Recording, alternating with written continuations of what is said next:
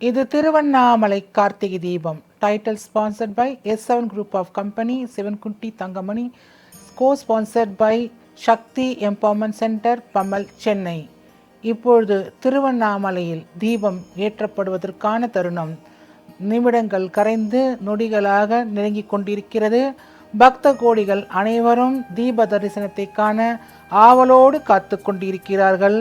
என்னே ஒரு ஆவல் அவர்களுடைய முகத்தில். அவர்கள் எல்லோரும் மிக மிக மிக ஆழ்ந்த சிந்தனையில் இருந்து வந்து, சிவனை தரிசித்த பக்தியில் இருந்து வந்து, தீபத்தை எப்பொழுது காணுவோம் என்ற நிலைக்கு வந்திருக்கிறார்கள்.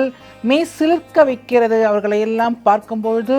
இந்த தருணத்தில் இவ்வளவு புயல் அடித்தாலும், இவ்வளவு மழை அடித்தாலும் அதை பற்றியெல்லாம் கவலைப்படாமல் ஆங்காங்கே மக்கள் குழுமி இருக்கின்றனர் தீப தரிசனத்தை காணுவதற்காக. உள்ளூர் மக்கள் எல்லோரும் அவர்கள் வீடுகளில் இருந்து மேல் மாடிக்கு சென்று தீபத்தை தரிசனம் செய்ய காத்திருக்கிறார்கள். இன்னும் சொல்ல போனால் அதிக கட்டிடங்களை கொண்டு, அதிக மாடிகளை கொண்டு, உயரத்தில் இருக்கும் அளவுக்கு உள்ள வீடுகளுக்கு சென்று எப்படியாவது தீபத்தை தரிசனம் செய்ய வேண்டும் என்ற ஆவலில் உள்ளூர் மக்கள் அனைவரும் குழுமி தீப தரிசனத்தை காண முற்படுகிறார்கள், காணுவதற்கு விழைகிறார்கள். இத்தருணம் இப்பொழுது தீபம் ஏற்ற வேண்டிய தருணம்.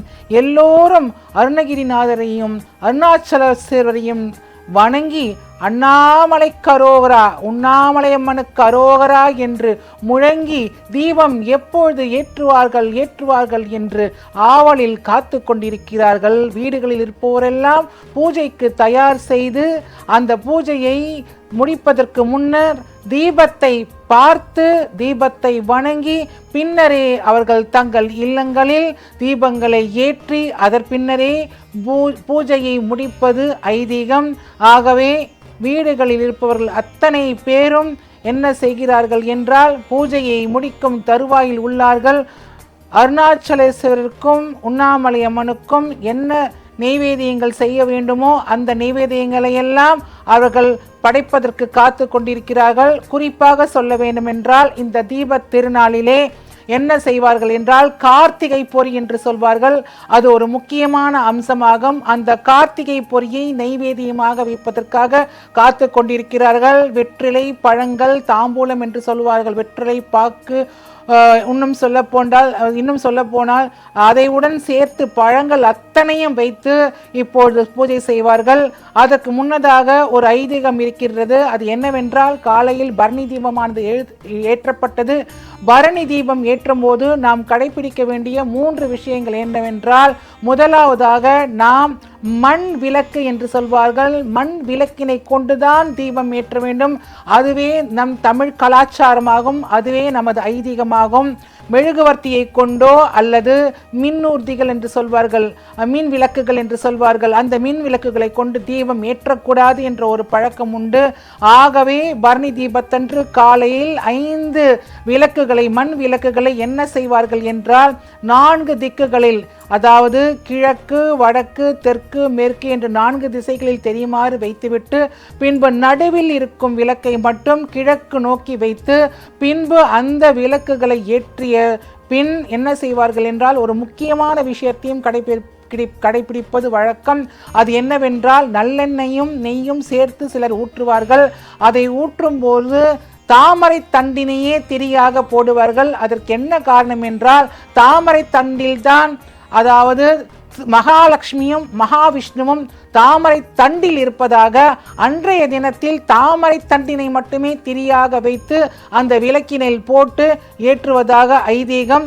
அதை எல்லோரும் கடைபிடிப்பார்கள். அது மட்டும் இல்லாமல் அன்றைய தினத்தில் சர்க்கரை, வெல்லம் மற்றும் இனிப்பு சம்பந்தமல்லாத இன்னொரு பொருள் இருக்கிறது, நெய், ஆகிய 3ம் அந்த நேரத்தில் வீடுகளில் இருந்தால் ஐஸ்வர்யம் பெருகும் என்பதால் அந்த பொருட்களை எல்லாம் முன்னரே சேகரித்து வைத்து அன்றைய தினம் காலை தினத்தில் பரணி தீபத்தை வழிபட்ட பின்னர் இப்பொழுது மகா தீபத்தை ஏற்றப் போவதற்கு முன் அண்ணாமலையாருக்கு தேவையான அத்தனை விஷயங்களையும் செய்துவிட்டு பொறி முதற்கண்ட விஷயங்களை எல்லாம் அங்கே நெய்வேதியமாக வைத்து இப்போது மகாதீபத்தை காண்பதற்காக மக்கள் அனைவரும் திருவண்ணாமலையில் மட்டுமல்ல நம்முடைய தமிழ்நாட்டில் இருக்கும் அநேக மக்களும் இந்த திருவிழாவை, இந்த தீப தரிசனத்தை காண்பதற்காக காத்து கொண்டிருக்கிறார்கள்.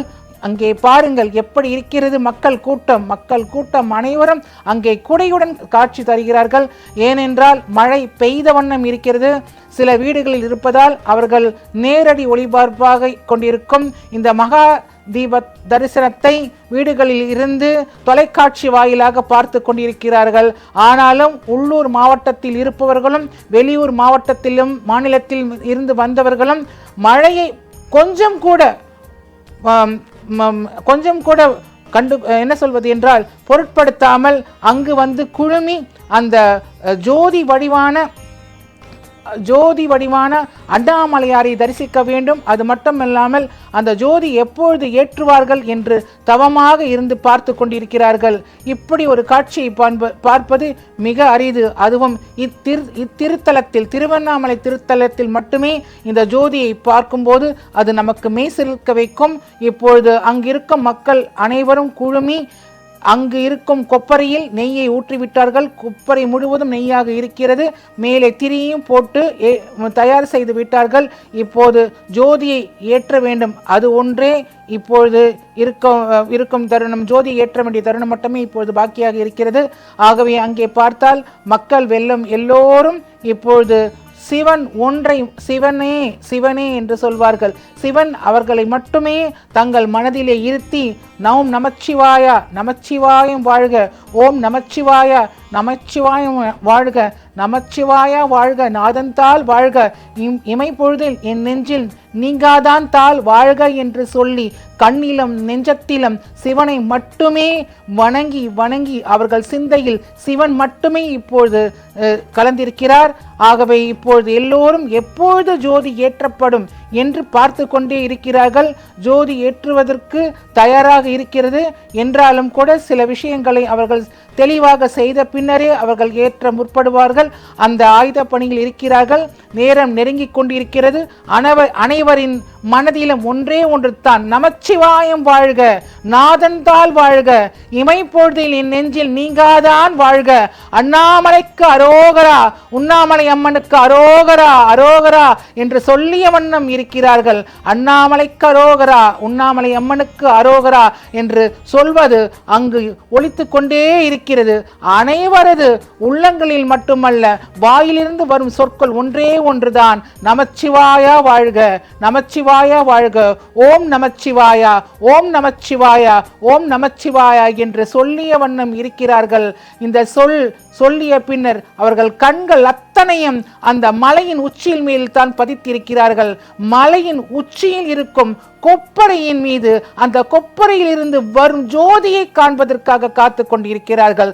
ஜோதி வடிவானவர் தான் நம்முடைய அருணாச்சலேஸ்வரர். அதற்கான கதையை இதற்கு முன்னர் பேசியவர் கூட மிக தெளிவாக கூறினார். பிரம்மாவும் விஷ்ணுவும் போட்டி போட்டுக்கொண்டு அந்த போட்டியில் அடிமுடி காண முடியாமல் தவித்து அந்த தருணத்தில் சிவன் அவர்கள் ஜோதியாக தோன்றிய மலைதான் அண்ணாமலை. அண்ணாமலை என்பது நினைத்தாலே முக்தி தரும் ஒரு தலமாகும். அத்தலத்தில் வாழ்ந்தாலே புண்ணியமாகும். அதை காட்டிலும் அங்கே அதனை நினைத்தாலே புண்ணியம் என்பதால் அங்கு கோடான கோடி மக்கள் சிவபெருமானை மட்டுமே நினைத்து அவரை மனமுருக பிரார்த்தித்துக் கொண்டிருக்கிறார்கள். இப்போது கீழே இருக்கும் பக்தர்கள் அனைவரும் என்ன செய்து கொண்டிருக்கிறார்கள் என்றால், அந்த கொப்பரையை சரி செய்து, அந்த நெய்யை சரி செய்து, அதில் இருக்கும் விளக்கு ஏற்றுவதற்காக போடப்பட்டிருக்கும் திரியினையும் சரி செய்து ஏற்றுவதற்காக இப்போது தயார் செய்து கொண்டிருக்கிறார்கள். தயார் நிலையில் இருக்கிறது. இப்பொழுது எல்லோர் மனதிலும் என்ன தோன்றுகிறது என்றால், எப்பொழுது ஏற்றுவார்கள் என்று காத்து கொண்டிருக்கிறார்கள். வீடுகளில் இருக்கும் இல்லத்தரசிகளும் இந்த ஜோதியை கண்ட பின்னரே அவர்கள் வீட்டிலே பூஜை செய்வார்கள். அதற்கு பின்னரே அவர்கள் சாப்பிடுவார்கள். இன்னும் சொல்ல போனால் காலையில் இருந்து ஒரு மடக்கு தண்ணீர் கூட அருந்தாமல் இந்த ஜோதியை கண்ட பின்னே சாப்பிட வேண்டும் என்று பல கோடி பெண்கள் தவம் இருந்து இந்த ஜோதியை காண்பதற்காக பலர் கோயிலிலும் அந்த திருத்தலத்தில் இருந்தாலும் மீதி உள்ளோர் அனைவரும் தொலைக்காட்சி வாயிலாக அத்திரு ஜோதியை காண்பதற்காக காத்து கொண்டிருக்கிறார்கள். இப்படி ஒரு ஜோதியை ஏற்றுவது தமிழ்நாட்டில் இங்கு மட்டுமே பல்லாயிர கோடான கோடி மக்கள் அனைவரும் இந்த ஜோதியை காண்பதற்காக காத்து கொண்டிருப்பார்கள். ஆகாரமின்றி தண்ணீர் இன்றி காத்து கொண்டிருக்கும் ஒரே ஸ்தலம் எதுவென்றால் திருவண்ணாமலை மட்டும்தான். திருவண்ணாமலை ஜோதியை காண்பதற்காக இங்கே மக்கள் குழுமி இருந்து அந்த ஜோதியை தரிசனம் காண்பதற்காக விசிறி கொண்டிருக்கிறார்கள். மழை ஒரு பக்கம் அடித்தாலும் கூட அங்கே குழுமி இருக்கும் மக்கள் இடைவிடாமல் என்று சொன்னால் நெருக்கமாக நின்று கொண்டிருக்கிறார்கள். மூச்சு விடுவதற்கு கூட சிரமமாக இருக்கிறது. அதையெல்லாம் அவர்கள் பொருட்படுத்துவது இல்லை. ஏனென்றால் அவர்கள் மனதில் இருப்பது சிவாய நமக என்ற ஒரு சொல் மந்திரம் மட்டுமே. அதே போன்று நானும் திருவண்ணாமலைக்கு சென்று இந்த ஜோதியை பார்த்திருக்கும் போது கோடான கோடி மக்கள் இந்த பக்கமும் அந்த பக்கமும் தள்ளுவார்கள். நாம் எந்த பக்கம் செல்கின்றோம் என்றே தெரியாது. என்றாலும் நம் மனதில் இருப்பது ஒன்றே ஒன்றுதான். நாம் அந்த ஜோதியை பார்க்க வேண்டும், சிவனை நினைக்க வேண்டும், நமச்சிவாயம் என்ற சொல்லை மனமுருக சொல்ல வேண்டும் என்பது நம்முடைய மனதில் மட்டுமல்ல, எல்லோர் மனதிலும் அதுவே இருக்கும். இப்போது நேரம் நெருங்கி கொண்டிருக்கிறது.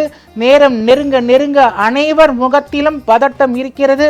இன்னும் சொல்ல போனால் ஜோதி ஏற்றுகிறார்களே அந்த மலை உச்சியின் மேல் நின்று அந்த செயலை செய்து கொண்டிருக்கும் இளைஞர்கள் மற்றவர்கள் எல்லோருக்குமே ஒரு பதட்டம் ஏற்படுகிறது. ஏனென்றால் மழை வரக்கூடாது என்பது மட்டுமல்ல, அந்த ஜோதி நின்று தெளிவாக எரிய வேண்டும். அந்த ஜோதியை பார்த்து அனைவரும் வணங்க வேண்டும். தடைகள் எதுவும் இருக்கக்கூடாது என்பதே அவர்களுடைய முக்கிய குறிக்கோளாக இருக்கிறது. இந்த தருணத்தில் நீங்கள் பார்க்கிறீர்களே, எப்படி இருக்கிறது பார்க்கிறீர்களே, மக்கள் வெள்ள கூட்டம் அங்கே சுழன்று எந்த இடத்தில் நின்றால் ஜோதியை இன்னும் அழகாக தரிசனம் செய்யலாம், இன்னும் நன்றாக தெரியும் என்ற கோணத்தில் மக்கள் அனைவரும் ஒரு புள்ளி, அதாவது கோயிலுக்கு ஒரு பகுதியில் நின்று பார்த்தால் அந்த ஜோதி மிக தெளிவாக தெரியும் என்பதால் அந்த இடத்தை நோக்கி கொண்டே மக்கள் வெள்ளம் வந்து கொண்டிருக்கிறார்கள். இப்பொழுது ஜோதி ஏற்றுவதற்காக தீப்பிழம்பு எடுத்து செல்லப்படுகிறது. இன்னும் சொல்ல போனால் இன்னும் சற்று நொடிகளில், இன்னும் சற்று நிமிடங்களில் ஜோதி ஏற்றப்பட இருக்கின்றது. இத்தருணத்தில் நாம் அனைவரும் மனமுருகி சிவனை பிரார்த்திப்போம். ஓம் நமச்சிவாயா, ஓம் நமச்சிவாயா என்று பிரார்த்திப்போம். அது மட்டுமல்லாமல் மந்திரமாவது நீரு என்று சொல்லுவார்கள். அந்த விஷயத்தையும் இப்பொழுது நாம் யோசித்து சொல்லுவோம். திருநீரை பற்றி நிறைய விஷயங்களை நாம் தகவல்கள் அறிந்திருக்கிறோம். திருநீரை பூசிக்கொண்டால் நம் மீது சிவன் அவர்கள் அருள் பாவிப்பார் என்ற ஒரு ஐதீகம் இருக்கிறது. ஆகவே சிலர் திருநீரை பூசிக்கொள்வதும் சிலர் அவரை மனமுருக பிரார்த்திப்பதும் ஐதீகமாக இருக்கிறது. இப்பொழுது ஜோதியை பார்ப்பதற்கு மக்கள் ஒவ்வொரு இடத்திலிருந்து மாறிக்கொண்டே இருக்கிறார்கள். ஏனென்றால் ஜோதி அவர்களுக்கு தெளிவாக தெரிய வேண்டும் என்பதற்காக மலை உச்சிகள், வேறு மலை உச்சிகளுக்கு சென்று பார்க்க முற்படுகிறார்கள். கீழே இருப்பவர்களால் சிலர் அந்த என்ன சொல்வார்கள் என்றால் ஒரு துணியை காண்பிக்கிறார்கள். என்னவென்றால் அந்த சமயத்தில் பார்த்தீர்களானால் அங்கே அவர்களெல்லாம் தயார் நிலையில் இருப்பதற்கு அடையாளமாக அந்த கொடி காட்டப்படுகிறது. அந்த கொடியின் மூலமாக மேலே இருப்பவர்கள் ஏற்றலாம் என்ற சைகையை புரிந்து கொண்டு இப்போது அந்த ஜோதி ஏற்றுவதற்காக மெல்ல மெல்ல நகர்ந்து இப்பொழுது அந்த ஜோதியை ஏற்றுகிறார்கள்.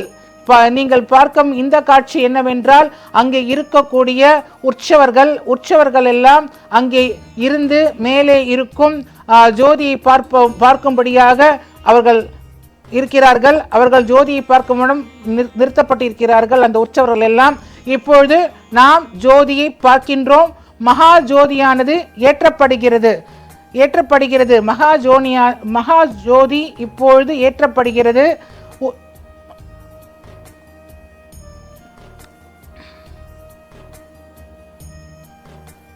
இப்பொழுது மகாதீபம் ஏற்றப்பட்டுவிட்டது. அண்ணாமலைக்கு அரோகரா, உண்ணாமலை அம்மனுக்கு அரோகரா, அண்ணாமலைக்கு அரோகரா, உண்ணாமலை அம்மனுக்கு அரோகரா, அரோகரா என்று மக்கள் கூட்டம் அங்கே கரகோஷமிட்டு அண்ணாமலையாரை நினைத்து ஜோதியை சிவபெருமானை, அண்ணாமலையாரை, அருணாச்சலேஸ்வரரை, உண்ணாமலை அம்மனை நினைத்து மனமுருகி பிரார்த்தனை செய்கிறார்கள். ஓம் நமச்சிவாய, ஓம் நமச்சிவாய, அண்ணாமலைக்கு அரோகரா, அண்ணாமலைக்கு அரோகரா, உண்ணாமலை அம்மனுக்கு அரோகரா, உண்ணாமலை அம்மனுக்கு அரோகரா என்ற கரகோஷம் அங்கு மட்டுமல்ல தமிழ்நாடு முழுவதும் கேட்டுக்கொண்டிருக்கிறது. திருவண்ணாமலை மாவட்டத்தில் மட்டுமல்ல, எல்லா மாவட்டங்களிலும் தமிழ்நாடு முழுவதும் இந்த கரகோஷம் ஒலித்து கொண்டிருக்கிறது. இத்தருணத்தில் அண்ணாமலைக்கு அரோகரா, அண்ணாமலைக்கு அரோகரா, உண்ணாமலை அம்மனுக்கு அரோகரா, உண்ணாமலை அம்மனுக்கு அரோகரா. கீழே பார்த்தோமேயானால் அந்த ஜோதியை பார்த்த வண்ணம் மக்கள் அனைவரும் கையெடுத்து தலையில் வைத்து அரோகரா அரோகரா என்று முழக்கமிடுகிறார்கள். உற்சவர்கள் யாவரும் அந்த தரிசனத்தை காணுகிறார்கள். அதற்கு ஏற்றாற்போல் உற்சவர்களும் நடனமாடும் வண்ணம் அவர்களை ஏந்தி இருக்கும் பக்தர்கள் ஆட்டுவித்து மகிழ்கிறார்கள். என்னே ஒரு அற்புத தருணங்கள்! மெய் சிலிர்க்கிறது அல்லவா இதை பார்ப்பதற்கு. ஏனென்றால் அங்கே ஜோதி எரிகின்றது திருவண்ணாமலையில். திருவண்ணாமலையில் மட்டும் ஜோதி எரியவில்லை,